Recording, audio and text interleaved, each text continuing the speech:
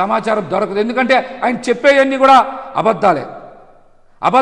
అందుకని ఆయన ఎప్పుడు కూడా ఆధారాలు చూపించలేరు. అందుకనే ఆయన మాటలకి విలువ ఉండదని కూడా ఈ సందర్భంగా తెలియజేస్తా.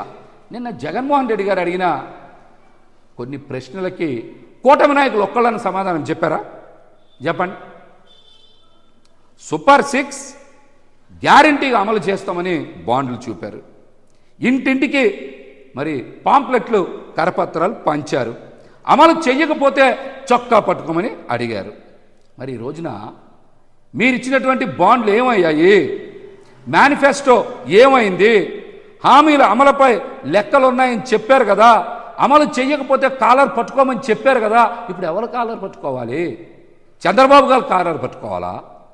లోకేష్ గారు కాలర్ పట్టుకోవాలా? పవన్ కళ్యాణ్ గారు కాలర్ పట్టుకోవాలా? సూపర్ 6 అమలు మీద ఎవరు కాలర్ పట్టుకోవాలో మరి మంత్రులు చెప్తారా? కూటమి నాయకులు చెప్తారా?